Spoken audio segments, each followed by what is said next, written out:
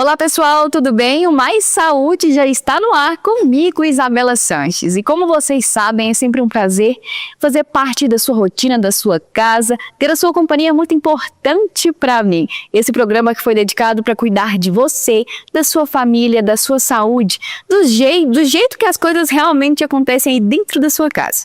Agora eu quero te fazer uma pergunta. Você aí ainda tem medo de ir ao dentista ou realmente só procura quando não tem mais jeito mesmo? Tem medo de fazer aquele canal? Pois é, fica comigo que hoje o nosso assunto é saúde bucal.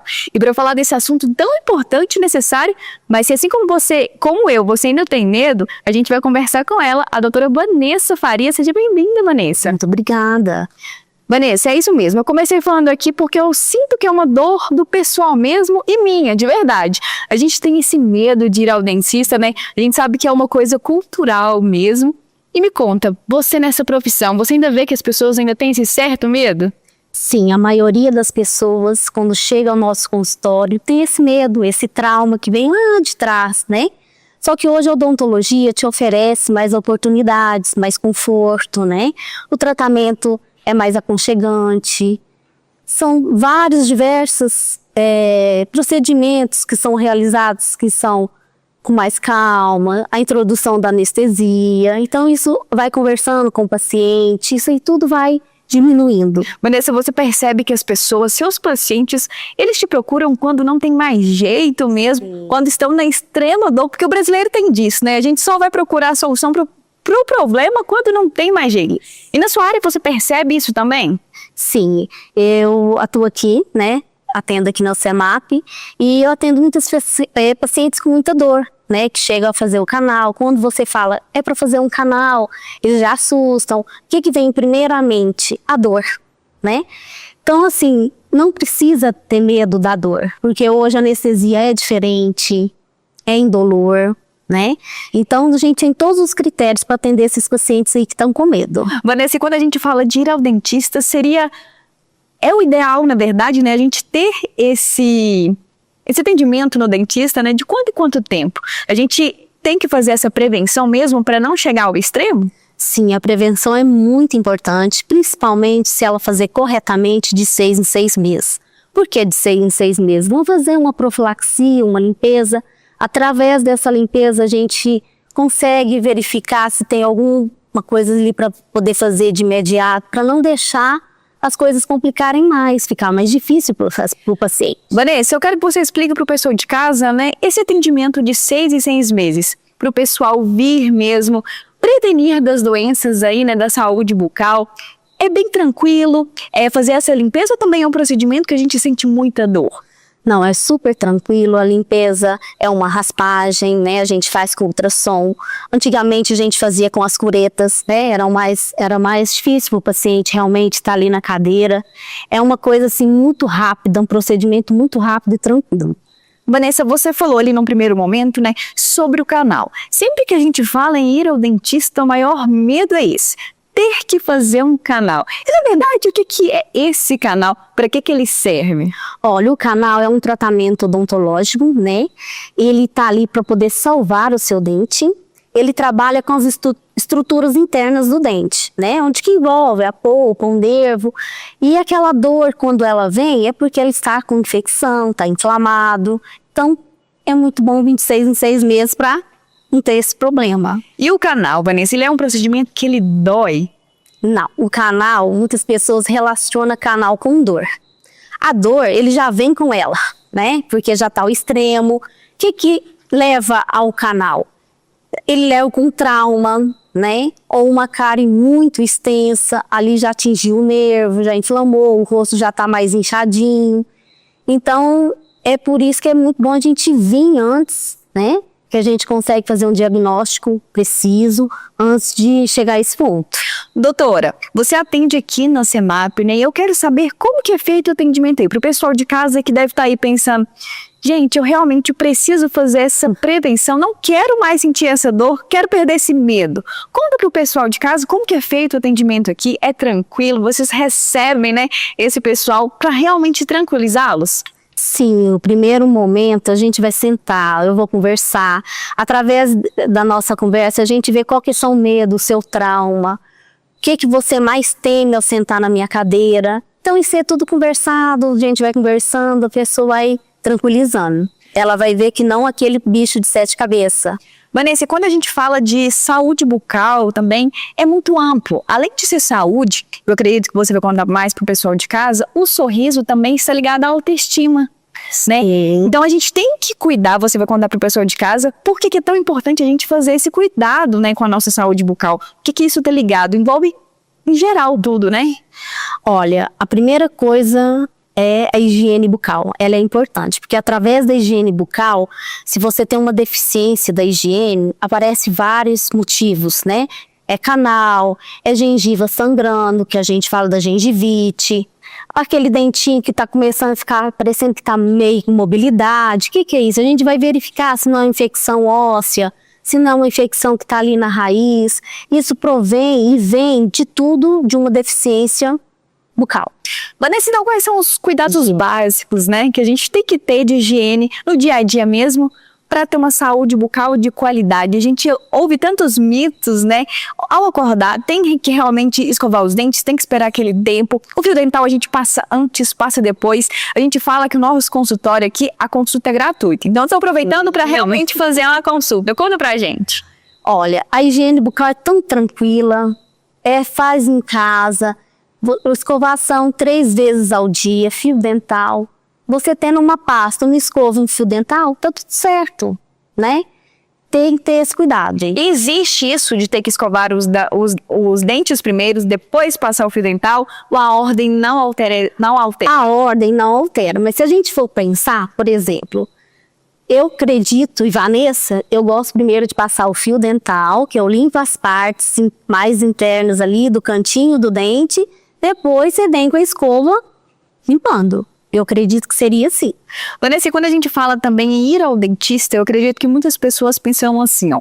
Eu não vou ao dentista porque às vezes vai ter que fazer um procedimento que vai demorar, que vai doer. E além de ser um tratamento, né, que vai durar muito tempo. E quando a gente fala aí também do canal, é um tratamento que você resolve com uma sessão ou tem que ter uma avaliação? Cada caso é um caso? Como que funciona? Olha, o canal, cada caso é um caso. Tem canal que a gente consegue fazer uma sessão única, né? O que seria sessão única? A gente começa e termina esse canal, né? Então, o que leva a essa sessão única? É o paciente que veio, ele não tem infecção, ele não precisa de trocas de medicamentos, né? Então, por que a sessão única que você consegue? É quando ele não tem a infecção, tá mais tranquilo, é somente por causa de um trauma oclusal, uma inflamação na polpa. E depois que a pessoa, né, faz aí o tratamento, tem um canal, ela tem que ter um cuidado maior aí com o dente? Sim. Muitas pessoas chegam no nosso consultório, faz o canal, né? E o que acontece? Às vezes o dente já chega com uma fratura, né? E tem aquele mito, o canal ele danifica o dente, ele enfraquece o dente. Não, ele não enfraquece o dente. O dente já vem fragilizado, com uma cárie extensa, é realizado o procedimento do canal e muito importante, quando termina a sessão do canal, finalizou o canal, a gente tem que reabilitar o elemento. O que seria reabilitar? A gente pode fazer uma resina normal, né, de consultório, mas se a fratura tiver grande, tá, né, mais extensa, a gente pensa num pino, uma coroa estética, né, que envolve a parte protética. Vanessa, então aproveitando a oportunidade, né, conta pra gente o que seria a coroa, né? Qual que a pessoa tem que usar a coroa? A coroa é nada mais do que seria o dente perder uma parte da sua estrutura. Principalmente aqueles dentes lá de trás que a gente não consegue realizar com uma resina dentro do consultório. Ela precisa de um suporte melhor na hora da mastigação, da força da mastigação, ela esteja mais resistente. Então a coroa é bem diferente de um canal. Sim, o canal se trata a parte interna do dente. A coroa seria a reabilitação, a estética do dente. E a coroa, para fazer esse procedimento, é doloroso também? Não. Eu falo muito de dor, porque o pessoal de casa tem esse preconceito mesmo de ir ao dentista, né? De sentir dor, de ter esse medo. E aqui na CEMAP eu sei que o atendimento e os profissionais são diferentes. Então é muito bom a gente tocar nesse ponto. Para fazer a coroa não tem dor. Por que, doutora, não tem dor, né? Porque o dente ali já passou pelo procedimento do canal, ele é um dente que não tem inervação, não tem irrigação sanguínea mais, então ele não tem dor. Doutora, então, para quem quer cuidar da saúde bucal, quer transformar a sua vida em completo, que, como eu disse, saúde bucal também está ligada à estética, né? O que você poderia deixar de conselho aí para o pessoal de casa para cuidar, para vir conhecer a clínica, fazer um atendimento? Aqui vocês fazem avaliação também? Sim, fazemos avaliação, né? Através dessa avaliação, somos vários dentistas, a gente vai indicando para cada profissional. E depois da avaliação, como que funciona? Aí vocês indicam o que o paciente precisa? Como que é feita essa administração? Através dessa avaliação, a gente realiza os exames clínicos e os exames radiológicos, né? E através dessa avaliação, a gente vai encaminhando para cada profissional daquela área. O pessoal que faz canal endodontia, o aparelho, né? A parte estética, são todos encaminhados aqui. Doutora, fica aqui comigo que a gente vai para um breve intervalo, mas a gente volta já já para falar de mais informação e de mais qualidade de vida. Não sai daí que a gente volta já já. Estamos de volta com mais saúde. E o assunto de hoje é saúde bucal. Você aí que precisa se cuidar, precisa se amar, agora é a hora de cuidar. A gente está conversando aqui com a doutora Vanessa, ela que atende aqui na CEMAP, e a gente está falando sobre esse assunto que é tão importante e que você de casa, primeiramente, precisa parar de ter medo e se cuidar. A saúde bucal, ela envolve vários quesitos, né? Mas acho que um dos pilares também é a questão da qualidade de vida, da estética, de se olhar e se sentir bem. A doutora Vanessa já tem uma vasta experiência e ela vai contar pra gente como que a saúde bucal, o sorriso, o bem-estar pode mudar toda a vida do paciente. Você já acompanhou algum paciente, doutora Vanessa, que você viu que o sorriso, ao se cuidar, tudo melhorou na vida dele? Sim, melhorou na vida profissional, na vida pessoal. Então, é o cartão de visita, né? Então, aquilo ali mexe muito com o íntimo da pessoa. Quando ela chega a te procurar, ela tem vergonha de sorrir, né? Agora pensa, chega aqui no consultório com medo de sorrir, como que faz a vida profissional? Ou tanto que ela interfere, ela envolve ali, né, a vida dele inteira do paciente. Doutora, você que é dentista, como eu disse, né, uma ótima profissional, a gente tem essa mania mesmo de falar que o nosso sorriso é o nosso cartão de visitas, né? E por que ele é tão importante? Por que ele precisa ser tão cuidado? Olha, para você procurar um trabalho, né, você se socializar com as pessoas, isso aí é uma autoestima, ela se sente melhor, ela se desenvolve melhor, ela desempenha melhor nas atividades que ela precisa fazer, né?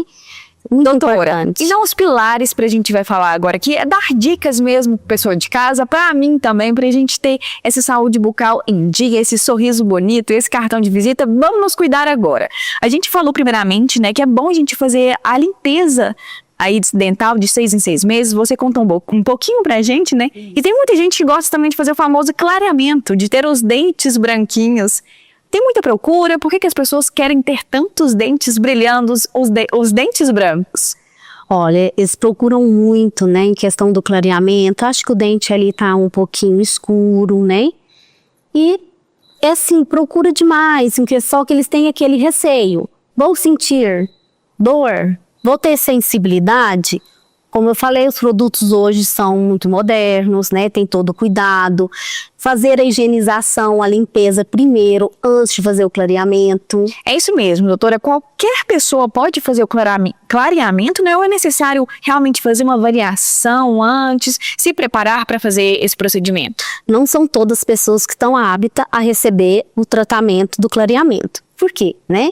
Porque tem pessoas que têm muitas resinas antigas, estão escurecidas. Onde tem aquela resina, ela não vai ter aquele poder de clarear. O ácido não tem esse poder de clarear, só nos seus dentes mesitais. E depois que a pessoa faz o clareamento, é verdade que a gente fica mais sensível ou é um mito? Não, é um mito.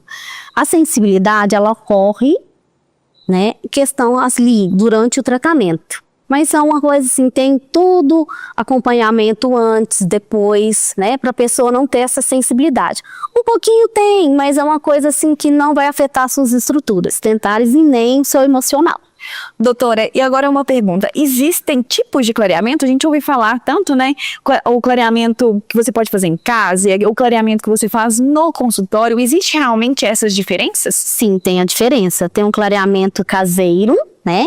Que é o paciente vem ao nosso consultório, a gente faz o molde, faz a plaquinha e ele vai estar fazendo em casa, né?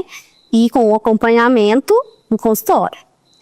O outro, que é o clareamento de consultório, seria o clareamento a laser, né? Ele vai vir, a gente vai fazer toda a preparação e ali vai ser realizado na minha cadeira o tratamento do clareamento. Mas e no resultado? Tem alguma diferença desses clareamentos? E aqui na CEMAP vocês fazem todos esses tipos também de tratamentos? Sim, fazemos sim. A diferença de um para o outro, né? O outro, qual é a diferença, por exemplo, você fazer em casa com a moldeirinha ou vir até o seu consultório? Tem uma diferença? Sim, a praticidade, né? Porque em casa você vai estar aplicando aquele gelzinho todos os dias à noite. Aqui no meu consultório você vai vir, vai fazer 2 sessões. Vou pedir para você ficar em 72 horas sem ingerir nada de corante, enquanto quando você faz em casa, vão ser 20 dias. Então vai ser 20 dias sem nenhum produto com corante. É isso mesmo, doutora Vanessa. Além da gente estar falando sobre clareamento, né, tem muitos mitos que quando a gente está nesse processo, ou até quem não está também, que não pode tomar o café, ou algo que tem esse corante, o açafrão, isso realmente impacta aí no tratamento? Sim, porque durante o tratamento é introduzido o ácido, né, na coroa do dente. O dente da gente tem os canalitos, ele absorve aquele ácido, o paciente sai do nosso consultório e está tendo aquela ação ali do clareamento, do gelzinho que está ali dentro. Então ele fica 72 horas, ele vai clareando aos poucos. Você vai lá, ingere um café, o açafrão, o açaí, vai estar atrapalhando o processo. E sem contar que também existe o clareamento endógeno. O que seria o clareamento endógeno? A pessoa fez um canal, né, e o dente escureceu. Por que às vezes escureceu esse dente? Porque às vezes é um clareamento muito antigo, né? O material, é um dente que não tem irrigação sanguínea, então ele muda um pouquinho da cor. Você está insatisfeito, os outros dentes estão todos branquinhos, só esse que não tá. Tem como a gente reverter esse caso? Sim. A gente faz uma avaliação e o clareamento endógeno é na estrutura interna do dente. Doutora, então você, como amiga também agora do pessoal de casa, né, já que ela está aqui conversando com a gente, dando esses conselhos, dando essa consulta gratuita, você acredita que vale a pena então o pessoal se cuidar do sorriso, ter um sorriso branco, um sorriso bonito? Você que aí já acompanhou várias histórias, vários pacientes, né? Você acredita que está diretamente ligado também à qualidade de vida? Sim, a minha indicação é sempre vir ao dentista de 6 em 6 meses, né? Fazendo essa limpeza, é uma limpeza super tranquila, rápida, e ela te previne muitas coisas. É cárie, sangramento de gengiva, o começo de tudo começa com uma limpeza. Então, a palavra, acredito que seja, né, a prevenção. Prevenção. É isso mesmo, o conselho da doutora Vanessa aí tá dado. Para você que tá sentindo alguma dorzinha, a gente costuma sentir, né? Porque a dor, ela não vem de uma vez só, né? Não. A gente costuma sentir aquelas fisgadinhas. Qual que é o primeiro passo? Olha, o paciente veio ao consultório reclamar, ai, tá dando uma fisgada como um doce. Passei o fio dental deu uma rasgadinha. O que vem? Tem que fazer uma anamnese, uma avaliação mais completa para a gente detectar se tem uma carizinha ali entre um dente ou outro. O raio-x, exame de imagem, tudo é um complemento. Doutora, a gente ouve falar muito sobre as cáries também, né? E existem vários mitos e hoje é dia da gente tirar esses mitos, esses medos para todo mundo que está nos acompanhando. A cárie, ela tem alguma relação também com os doces que nós consumimos, ou é um mito? Na verdade, começa contando pra gente o que é essa cárie que a gente tem no dente. A cárie é uma bactéria, né?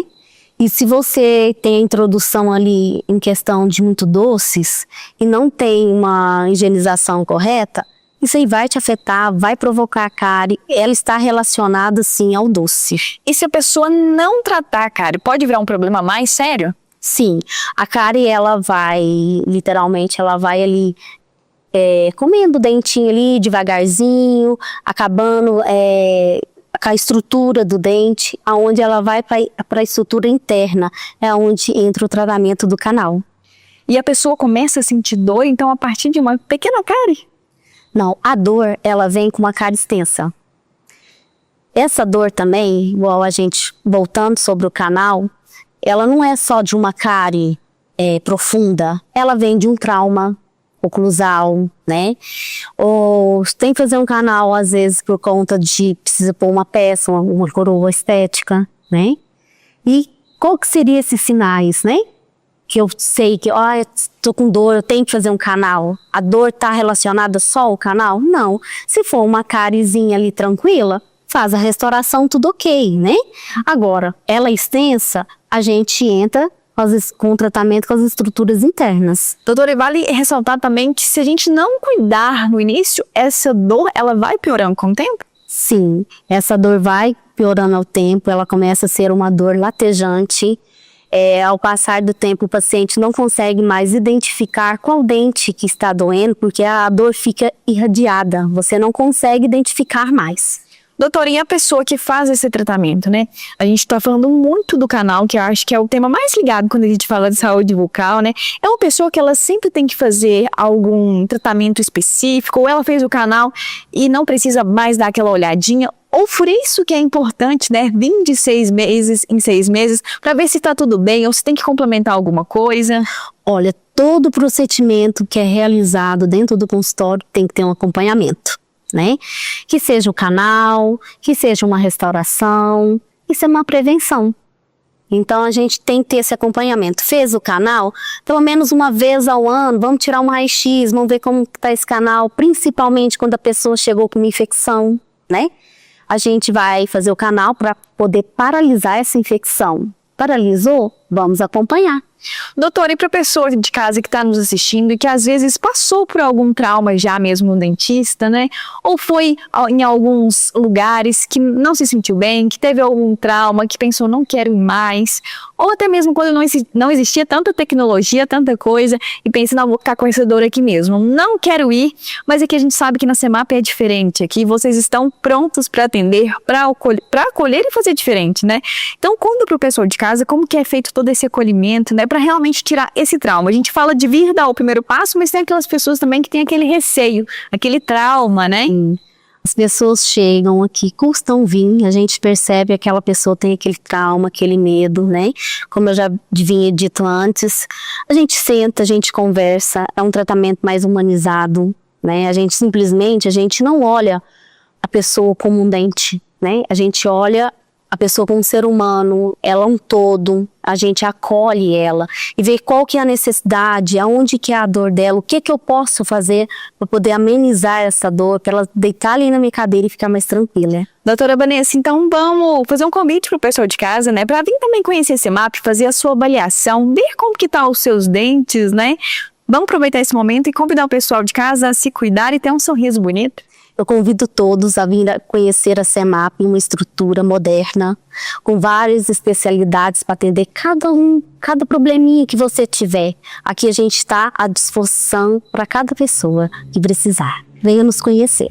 Doutora Vanessa, muito obrigada pela oportunidade, obrigada aí pelas dicas, né, que foram valiosas, não só para mim, mas para o pessoal de casa. Espero conversar com você mais vezes. Muito obrigada, viu? Para você de casa, fica aqui comigo que a gente vai para um breve intervalo, mas a gente já volta com mais informação e mais saúde.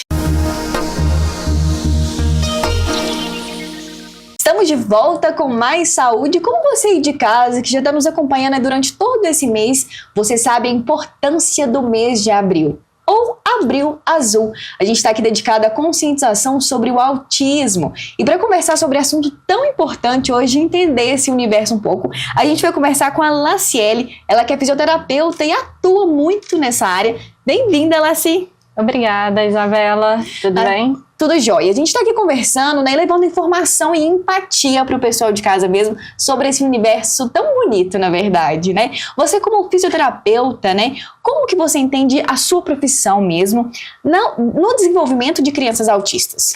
Então, a fisioterapia ela é extremamente importante no desenvolvimento da criança, né? Em geral, qualquer criança, ela passa por algumas fases do desenvolvimento e onde a fisioterapia atua. Né, dentro do autismo tem muitas áreas que a fisioterapia pode auxiliar. né? Por exemplo, tem aquela criança que tem um corpo mais molinho, a gente vai trabalhar para fortalecer essa musculatura. Ou se ele anda na ponta do pé, a gente vai ajudar para que esse pezinho posicione de uma maneira correta. E pode acontecer também da criança não conseguir segurar o lápis para escrever. E aí a gente vem para auxiliar também nessa força muscular. Assim, quando a gente fala de ir no fisioterapeuta, na verdade, né, procurar ajuda. Eu falo por mim mesmo, por pessoa que eu convivo. A gente procura vocês mesmo quando a gente está naquela extrema dor. A gente nunca vai lá no fisioterapeuta para fazer uma prevenção, para ver como que tá, é porque realmente a dor tá insuportável.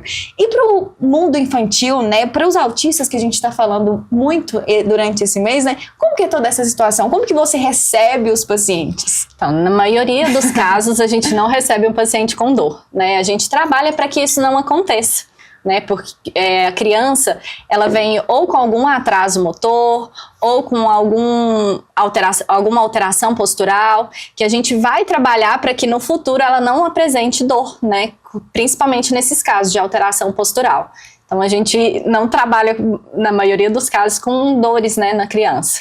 E como que é feito o atendimento lá? Como que você acolhe essas crianças? A gente sabe também da resistência, a gente já contou um pouco para o pessoal de casa, né, sobre esse mundo azul, que as crianças autistas, elas gostam mesmo dessa rotina, de ter esse contato com quem eles já conhecem mesmo, né? E quando você recebe, né, como que é feito? Você trabalha com o lúdico também? Conta para o pessoal de casa realmente como que as coisas acontecem. Sim, é extremamente lúdico. Se não tiver brincadeira, não é com a gente, né? A gente até brinca muito assim que o meu trabalho é brincar, né? Então eu brinco com a criança e é através disso que a gente consegue que a criança se engaja naquela atividade que eu proponho, que ele possa subir uma escada para escalar e chegar no castelo da princesa, ou eu utilizo um balanço como um navio. E aí ele vai balançar e esse navio tem que pegar o peixinho que está lá no chão. E é através disso, né, através desse lúdico, do uso da imaginação, que a gente consegue que a criança desenvolva e que ela aceite, né, as nossas atividades. Porque, vamos falar, fisioterapia não é tão legal de fazer. Ela precisa ser divertida. E pra gente falando de desenvolvimento, a gente sabe também o quanto é importante, né, pra criança que é autista, na verdade, esse mundo da socialização, de fazer parte de um todo, de um meio também. E você acredita que a fisioterapia também ajuda nesse sentido? Com certeza, né? A maioria das crianças, né, com autismo, às vezes elas não conseguem participar das atividades escolares, na educação física, no brincar na hora do recreio. Então a gente vem trabalhar para envolver essa criança para que ela tenha capacidade de executar essas atividades. Talvez ela não consiga bater a bola igual os outros colegas na escola. E isso torna ela mais tímida, ela não quer realizar. Mas quando a gente trabalha isso dentro da sala, né, de maneira lúdica, envolvendo a criança, ela consegue transportar esse ensinamento que ela teve dentro do nosso consultório lá para a escola, para a rua, para o parquinho. Assim, a gente está falando aqui, né, demonstrando a vida real, de como que as coisas funcionam. E às vezes algumas situações que você citou aí são coisas muito simples pra gente, né? Pegar um copo d'água, jogar uma bola, subir uma escada. São coisas que a gente faz no nosso dia a dia e nem percebe, nem se dá o valor, na verdade. Acho que essa é a palavra, né? Uhum. E você percebe a importância desses pequenos atos na sua profissão? Com certeza, né? Cada degrauzinho que a criança consegue alcançar é um marco muito importante e a gente celebra cada vitória, né? Às vezes uma criança que não consiga, né, se manter sentada por um período longo e aí ela aumenta de 5 minutos para 10 minutos, isso é uma vitória muito grande para nós, né? E agora uma pergunta pessoal mesmo. Como que é para você, de forma profissional, o pessoal também, quando você acompanha um paciente e vê ele se desenvolvendo, né? Como que isso representa para você? Olha, eu não sei nem explicar em palavras, eu chego a arrepiar, porque assim, é algo extraordinário para mim, né? Ver o crescimento da criança, não o crescimento físico, mas o crescimento do desenvolvimento mesmo, né? Ver ela se desenvolver, ela alcançar marcos, eu emociono a cada conquista, eu vibro e aí eu acho lindo, quero chamar a mãe para poder acompanhar. Então assim, para mim, cada conquista da criança, ela merece ser celebrada, merece ser, né, aplaudida, porque são degrauzinhos que ela vai alcançando o seu desenvolvimento. E a gente falando tanto do mundo azul, do Abril Azul, esse mês que foi dedicado a gente conscientizar as pessoas também. Você que atende tantas crianças, você acredita e vê ou percebe que ainda existe muito preconceito quando a gente fala sobre o autismo? Existe, e a gente precisa, né, acabar com esse preconceito. O Abril Azul, ele vem para conscientizar a população, para conscientizar os familiares, né, conscientizar as famílias, os profissionais. A rede de apoio também, né? Sim, para auxiliar, né, na inclusão dessas crianças. A gente precisa que eles sejam incluídos, mas que seja uma inclusão que aconteça de verdade, né, que funcione para essa criança, que ele possa brincar como as outras crianças, que ele tenha os seus direitos preservados. E você acredita que para essa fase toda, né, de necessidade que vocês ajudam ali, desse tratamento mesmo, essa orientação, esse acolhimento, né, de ajudar mesmo no desenvolvimento dessas crianças, quando você tem uma junção de multiprofissionais, acaba ajudando também? Com certeza. Eu acho que é fundamental para o desenvolvimento da criança quando existe uma equipe, né, quando existe vários profissionais atuando e que eles se comuniquem, né, para aquele atendimento daquela criança, ela possa realmente desenvolver e possa realmente ser efetivo. Né? Existe essa ligação entre todas as áreas que é fundamental para o desenvolvimento. É isso mesmo, a gente está falando um pouco, né, sobre a fisioterapia, sobre como você atua ali na sua situação, mas você conta com a ajuda, por exemplo, de uma psicóloga para entender o quadro daquela criança? Como que funciona essa ligação entre vocês? O tempo inteiro eu conto com a ajuda. Às vezes tem alguma criança que entrou numa crise, ficou nervosa, eu peço auxílio a uma psicóloga para vir me ajudar, ou que eu esteja com uma dificuldade de comunicação com essa criança, eu solicito a ajuda da fonoaudióloga. Então, dentro da minha sala de atendimento, é aberto para os outros profissionais entrarem e auxiliar naquela criança. E o seu desenvolvimento, a sua sala também abre portas, né, para o desenvolvimento nas outras áreas, seja na alimentação, na psicologia, como a gente já citou. Como que funciona? Sim, acaba que auxilia, né? Por exemplo, se a criança ela não consegue se relacionar com as outras crianças, né, não consegue participar de jogos e brincadeiras. Quando a gente fortalece essa musculatura, ela começa a se sentir mais confiante para isso.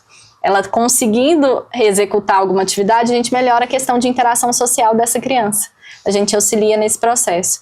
E da mesma forma, em relação à parte nutricional, se a criança ela não senta adequadamente, ela não consegue também deglutir de maneira adequada. Então, ela precisa também manter uma postura legal para poder comer, para poder se alimentar e até mesmo para falar. Assim, a gente está falando sobre a importância, né? A gente já citou um pouquinho do preconceito que ainda existe, infelizmente, né? Mas para você, qual que é a importância da gente falar sobre esse mês azul, esse mês de conscientização? É importante porque o conhecimento, ele arrasta, né? Quando a gente conhece, a gente respeita. Então, é preciso, principalmente, que o conhecimento se espalhe, que todo mundo entenda que o autista, ele é uma criança, quando é criança, né? Sim. E que ele tem os seus direitos, que ele tem as suas emoções, tem os seus desejos, e ele precisa ser respeitado em todos esses momentos. É isso mesmo, Laci, a gente vê também muitos julgamentos em questão da sociedade em si, fora dessa situação, às vezes quando uma criança entra em crise, né, ou tá se deparando ali em outras situações, e a população, a sociedade julga muito, né, e para você que tem também esse acolhimento, né, você atende também, não só a criança, né, mas também as famílias de forma geral, tá acompanhando. Como você se vê nessa situação também? Essa rede de apoio é tão importante? Extremamente importante. A família é a parte principal, né, do nosso tratamento. Normalmente a gente fica ali 50 minutos com uma criança dentro da sala, pode ser 2, 3 vezes na semana, às vezes até uma, e o restante ela fica em casa, né, com a família. Então a família ela precisa estar engajada, ela precisa fazer parte, né, do nosso tratamento. A família ela tem que ser efetivamente participadora do processo de tratamento das crianças. É isso mesmo, Laci, não é só a criança, né, em si, é toda uma família. Porque vale ressaltar também para o pessoal de casa que a rotina de quem tem um autista, né, ela é completamente mais agitada, né, tem que levar para as terapias, para as consultas. Então é importante a gente enfatizar esse mundo também, que não é só a criança, né, a gente olha muito sobre a conscientização da doença em si, né, mas para você que convive também, acredito que é mais fácil de falar e levar essa informação para ter empatia com a família também, é isso mesmo? Com certeza. As mães, principalmente as mães que são maior, né? O maior público que leva as crianças. Claro que temos muitos pais também que levam, mas elas precisam também de ser olhados, né? Precisam de um cuidado, de um acolhimento. Às vezes a mãe, ela tá esperando só a gente olhar e falar assim, como que você tá? Né? E às vezes querem um abraço. Então esse acolhimento é parte fundamental. Primeiro porque eu preciso ganhar a confiança dessa mãe para ela deixar o filho dela na minha mão. Então eu preciso que ela confie em mim, de alguma forma. E ela precisa de um olhar também, né? A gente precisa olhar para essa família. Falando desse olhar, né? E também do seu trabalho em si. Quando a gente fala do autismo e fisioterapia, você acredita que a prevenção ajuda muito também? Quando o diagnóstico ele é feito ali bem no início e você consegue atuar, você acredita que isso dá uma evolução, dá uma estabilidade melhor? Sim, com certeza, né? Dentro da minha área, um dos primeiros sinais de uma criança é um atraso motor, né, que pode indicar o autismo. Então, se a criança apresentou qualquer atraso motor, é extremamente importante que a estimulação aconteça, né, que a fisioterapia entre para diminuir esses atrasos, para fazer com que essa criança consiga, né, alcançar os marcos motores, e aí a gente consegue prevenir, né, alterações futuras e melhorar a qualidade de vida dela. Assim, eu quero muito te agradecer pela sua participação, pela informação, né, e conscientização que você trouxe hoje. É muito bom falar com pessoas que acolhem, que ajudam, ainda mais um assunto muito importante. Espero conversar com você mais vezes. Obrigada, eu que agradeço, estou à disposição. E para você de casa, fica aqui comigo que a gente volta já já. Estamos de volta com mais saúde. Como você de casa sabe, a gente está falando sobre o Abril Azul. Esse mês é dedicado à conscientização sobre o autismo e o nosso papel é esse: levar a informação para você aí de casa e te ajudar de alguma forma. Principalmente falando desse assunto que é tão importante, que precisa ser falado e principalmente ser olhado com mais empatia. E voltando, né, ao assunto, agora a gente vai conversar com a Tainá Cristina, ela que é fonoaudióloga, né, que trabalha nessa atuação também. Seja bem-vinda, Tainá. Muito obrigada, Isabel. Tainá, a gente sabe, né, que alguns quesitos que a gente fala também quando a gente fala de autismo é que quando aquela criança ela não conversa, tem aquela dificuldade mesmo, né, em se comunicar. Eu acho que quando a gente identifica aqueles sinais, né, tá sempre ali a comunicação. Você enxerga isso também? A criança autista, ela tem várias formas de se comunicar, né? Então isso é muito bom as pessoas, né, que estão ao redor, os pais, entender essa forma de comunicar dessa criança. Por exemplo, uma criança autista, ela pode se comunicar de qual forma? Com choro, pedindo algo, ou ela pode puxar a pessoa para dizer que quer pegar um brinquedo, ou simplesmente apontar. Essas formas também são uma forma comunicativa de cada criança. É isso mesmo, Tainá. A gente escuta muito falar assim, ó, que tem o autista não verbal. O que seria?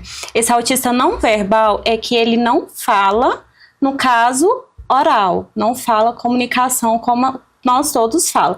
Mas, como eu te disse anteriormente, ele pode falar de várias outras formas. É isso mesmo. Eu falo também que eu sempre aprendo. Eu dou aqui para aprender também e levar informação para o pessoal de casa. Vale a gente informar, né, sobre as formas de comunicação. A gente está sempre acostumado a falar mesmo, né? Comunicação seria, a gente está conversando, então eu estou me comunicando. Mas você, como uma profissional, vai contar para a gente abrir esse mundo da comunicação também, que existem várias formas. A gente se comunica pelo olhar, é isso mesmo? Isso. A gente pode comunicar por olhar, pelo choro, por apontar, por gesto, por escritas, por figuras, por iPad, por comunicação alternativa que a gente usa pelo iPad, ou se não, pelo tablet também, né, que o iPad... E falando, né, sobre a questão do Abril Azul, já que a gente está aqui para levar informação mesmo, para as famílias e para quem precisa, como que você atua, né? Como que você enxerga que o seu profissionalismo, a sua profissão veio para ajudar, né, a levar um desenvolvimento e uma melhor qualidade de vida?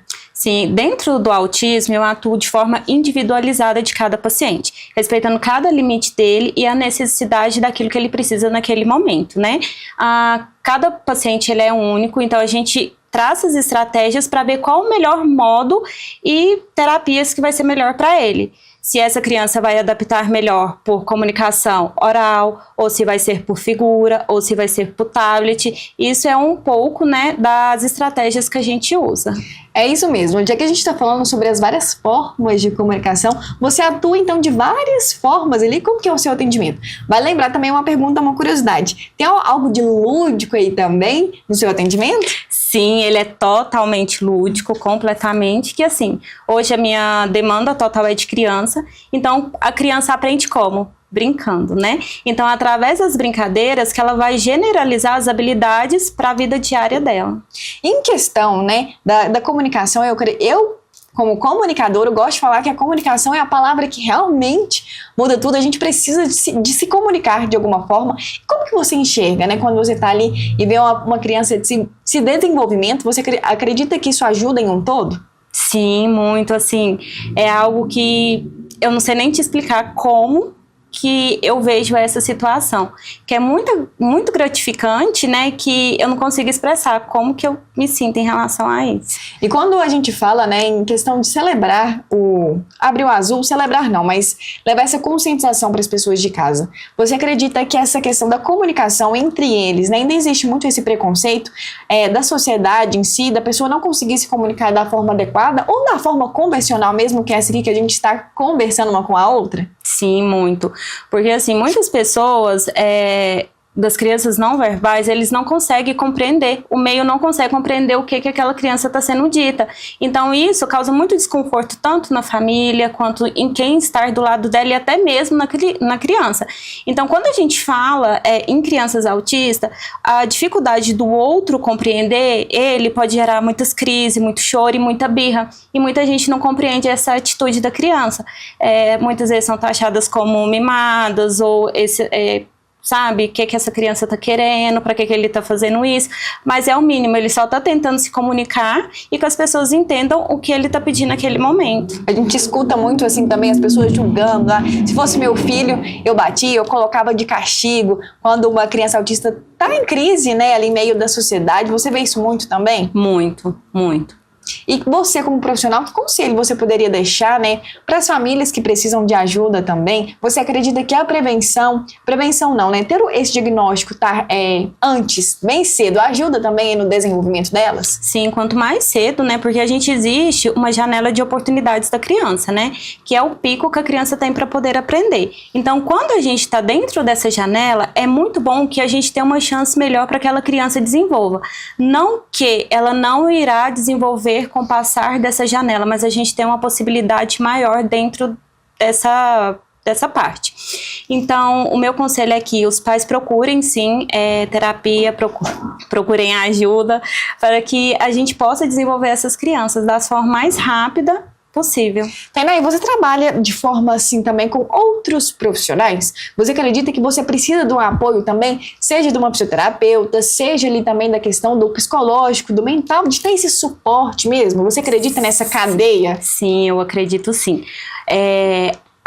Eu sempre falo que a equipe multi é minha vida, eu não sei o que eu seria sem eles. Dentro da Fono, a gente precisa de algumas habilidades para a gente poder desenvolver a comunicação dessa criança, né? Uhum. Então, eu preciso saber como que eu vou sentar essa criança corretamente para me poder ensinar ela a falar, para ela poder me olhar e conseguir me imitar, né? Dentro do comportamento, o que a psicologia pode me auxiliar para me poder conseguir manter aquela criança mais concentrada durante as minhas atividades. Dentro da Fono eu trabalho muito também com ATs, que são acompanhantes terapêuticos, né, que são muitas vezes estagiários de psicologia, que eles também me auxiliam nessa parte. Dá esse suporte mesmo. Isso. Tem aí uma curiosidade, a gente também sabe que existem os graus, né, o autista suporte grau 1, grau 2, isso também tem alguma influência aí na área da comunicação? Sim, hoje a gente fala que um autista, né, de nível 1, são aquelas crianças que têm muito pouco dificuldade comunicativa, né? E no 3, a gente já entra naquelas que já são não verbais, que já tem aquela dificuldade mais complexa de comunicação. E o que você acha, né, da importância da gente estar nesse mês, né? Durante todo esse mês a gente trazendo assuntos, né, e profissionais como você para realmente levar essa consciência para a população. Eu acredito que ele foi criado com esse intuito, né, de quebrar padrões também. Como você enxerga a importância da gente falar e levar informação justamente no Abril Azul? Informação é o primeiro passo para a gente conseguir entender aquela criança, né? Então, quanto mais a gente souber, quanto mais informações a gente tiver, mais a gente vai conseguir entender o outro, no caso, a criança autista, né? E me conta uma coisa, como que seria para você, né? Como que é para você quando um paciente seu consegue se desenvolver, que você deu qualidade de vida para ele também, ele conseguiu se socializar, conseguiu fazer um amiguinho na escola, você já apresentou alguma situação assim? Muito, muito. Lá na clínica mesmo, né? A gente passa por isso e eu fico assim muito boba, fico muito feliz. Muitas vezes quando o profissional vai intervir para poder auxiliar, eu falo, não, deixa, vamos ver como que vai. Eu fico assim muito, muito gratificante, feliz mesmo. É isso mesmo, são os pequenos detalhes, né, que às vezes a gente não dá tanta atenção, e para você que tá ali vivenciando isso na vida real, eu acredito que deve ser um pouco mágico, né? Sim. Como que é para você, quando você consegue contar na verdade pra gente, é uma curiosidade mesmo, eu gosto de falar que aqui é um consultório, é um bate-papo mesmo com pessoa de casa, trazendo a vida real. Você tem algum caso específico que te emocionou ou te tocou, de alguma criança que chegou lá sem falar nada e hoje já consegue se comunicar de outra forma? Você consegue contar pra gente? Sim. Comecei a atender uma criança, ela tinha mais ou menos 2 anos, e a mãe já veio com um relato para mim, que veio de outros profissionais, a sua filha nunca vai falar, ela nunca vai emitir nada, ela vai ficar assim pro resto da vida. Que forte. E eu falei, mãe, não é assim, porque existem várias formas de comunicação, não é apenas a fala que a gente pode se comunicar. Não, mas eu já ouvi, já estudei que a minha filha não vai emitir nenhum som. Hoje em dia ela já consegue comunicar com todo mundo via a comunicação alternativa, que é o iPad, e também hoje ela já emite alguns sons que mesmo se ela não tiver com a comunicação alternativa, o outro consegue entender quando ela não quer, quando ela quer algo, ou quando ela quer chamar a mãe dela, sabe? Isso é muito gratificante para mim, ver que o padrão foi quebrado. E durante, com as famílias, você acredita que existe esse medo mesmo das famílias pensar de alguma forma que a filha ou o filho não vai se comunicar, não vai conseguir falar, bate aquele desespero, aquele medo, como essa mãe mesmo que chegou para você na primeira consulta? Sim, muito, porque assim, todo pai quando tem um filho, ele sonha em ouvir ser chamado de mamãe e papai. E quando acontece, né, da criança vir não verbal, eles ficam muito ansiosos de quando isso vai acontecer, quando que vai falar, como que vai ser. E eu explico muito assim para eles, converso com muito carinho, que a comunicação vai além da fala, vai além do que sai pela boca, né? Que a gente também pode utilizar outros recursos para que a criança consiga se comunicar com todos, né? E não só a criança autista, né, mas pra gente mesmo que vive no dia a dia, a comunicação ela é muito mais ampla, né? Muito, muito. Assim, ela é a ponta do iceberg de tudo, né? Ela é muito complexa, ela é muito ampla mesmo. E eu queria que você explicasse, assim, de forma mais tranquila para o pessoal de casa também, quando um autista está em crise, ele emite sons, ele grita, ele se debate, né? Isso, para uma mãe autista, às vezes gera aquele medo, aquela instabilidade também. Quando tá com visita, meu filho tá gritando, mas é a forma dele se expressar também? Sim, muito. Muitas vezes a criança usa esses sons, esses gritos para poder demonstrar que está feliz mesmo, né? Que aquele momento, a gente até fala que a questão da estereotipia, que aquele momento tá sendo legal para ele, que eles estão gostando daquela situação, né? E eu vejo que tem muitos pais que não gostam desse tipo de comportamento, ou fala para falar baixo, ou algo do tipo. E assim, eu sempre falo para deixar a criança, né, para não cortar esse momento dela. Deixar mesmo, né? Thaís, e para as pessoas que estão nos assistindo, como eu disse no início, a gente está aqui para ajudar, para a gente ter essa consulta gratuita mesmo. Você poderia deixar alguma mensagem, um apoio mesmo, né, para você que atende aí tantas famílias, desse suporte dedicado ao mês aí de conscientização sobre o autismo? Sim, assim, eu sempre falo, né, quero deixar para as famílias que elas nunca estão sozinhas, que mesmo difícil que seja, tem os profissionais que estão aqui, né, para poder estar ajudando elas e que de passo, devagarzinho e a cada conquista que seja menor que for aquilo, é muito importante para a criança. Thais, eu quero te agradecer pelas informações, pela nossa conversa, pelo nosso bate-papo, pela oportunidade de levar tanta informação e empatia pelo pessoal de casa e te parabenizar também por todo o trabalho. Muito obrigada. E para você de casa, eu quero agradecer pela companhia. Vocês sabem, é sempre um prazer poder fazer parte da sua casa, da sua rotina. Muito obrigada!